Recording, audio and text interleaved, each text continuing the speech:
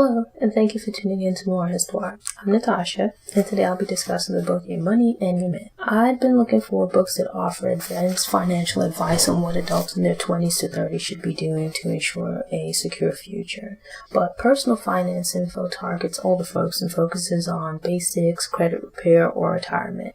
I found a copy of Your Money and Your Man on the personal finance shelf at the library and decided to check it out.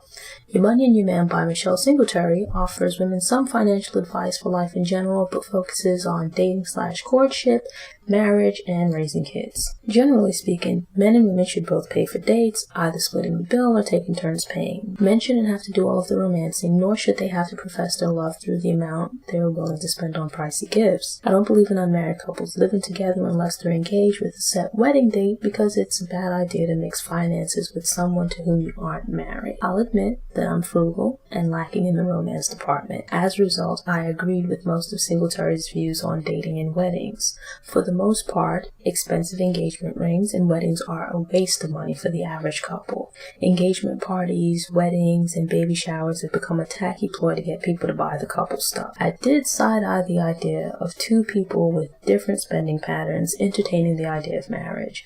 Love doesn't conquer all, and two people with different views on finances thinking that they'll balance each other out is a gamble. Finances can be a major issue during a marriage and are one of the most common reasons for divorce. Couples should resolve their differences and financial beliefs during the engagement and go their own ways if they can't reach a resolution. Singletary didn't advocate for people getting married under these circumstances, yet she seemed unwilling to state outright that such a couple doesn't have any business being together.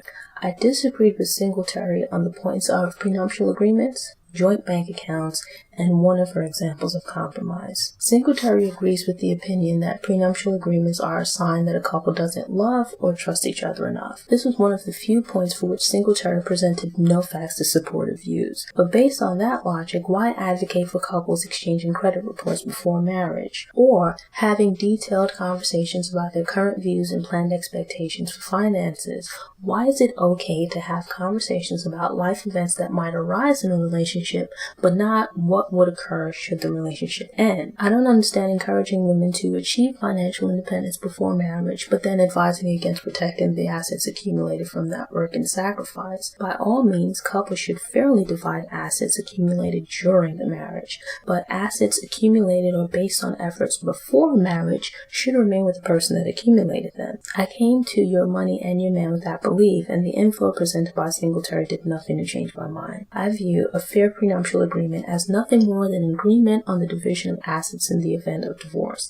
If you view it from that perspective, it's no different than drawing up a will or purchasing insurance. We all hope that we're not going to die early, become disabled, or suffer a serious injury or illness, but it's responsible to make preparations in the event one of those things should occur. Prenuptial agreement shouldn't be any more controversial than planning other life events we hope won't happen. It isn't much different from the open communication plan that Singletary promotes elsewhere in Your Money and Your Man. The person you fall in love with and are in a relationship with can be different from the person you divorce. It might be better to discuss the division of assets while cool-headed and in love rather than amidst the emotions of a divorce. Singletary states that only 1% of married or engaged couples have a prenuptial agreement, yet about 50% of marriages end in divorce. Given the discrepancy in percentages, prenuptial agreements are not a plan to fail. If anything, prenuptial agreements would be a good idea for more couples. I understand Singletary's perspective on joint finances and that money should be ours rather than yours and mine, but there's nothing wrong with a couple having joint or separate accounts.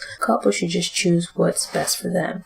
The financial house rules are a great idea for avoiding financial disagreements. Having a couple put in place an actual plan for how they'll communicate should help to ensure honesty and openness. I agreed with Singletary's statement that relationships need compromise, but took issue with the example she provided. She shared the story of a woman who contacted her for advice. The woman and her fiance both owned their own homes and each had their own reasons for not wanting to move into the other's home. Common sense solution would be for them to both sell their homes and use the proceeds to buy a new home together that would fit both of their needs. Yet it seemed the Singletary advised the woman to compromise and sell, with no mention of the fiance compromising. She focused on the woman being unwilling to compromise rather than them both being unnecessarily stubborn. Her rationale seemed to be that the woman should give in and sell her house because it's easier than trying to find another man to love and marry her. It's terrible advice on various levels and a poor example because it's not a compromise. Your Money and Your Man is a bit basic, but I was still able to learn some new things. Women are the book's intended audience, but the advice is also applicable to men. Singletary's personal beliefs influence some of the advice, so Your Money and Your Man leans Christian conservative. This might be off-putting for some, but I thought it was easy to ignore. I found exactly what I was looking for in the Major Money Milestones chapter, which provided guidelines of financial goals you should strive to achieve broken down by age. It wasn't as detailed as I would have liked it to be, but it was still valuable. I had almost no prior understanding of the different types of life insurance, so the Getting Down to the Basics chapter was also very informative for me. The advice offered in Your Money and Your Man won't apply to everyone, but it's helpful to know what the different options are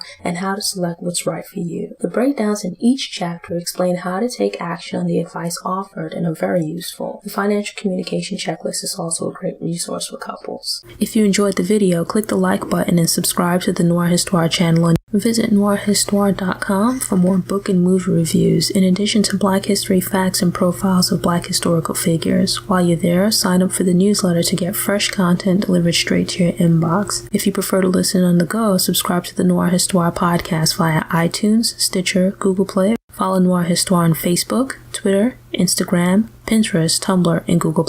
Thanks again for watching. Enjoy the rest of your day.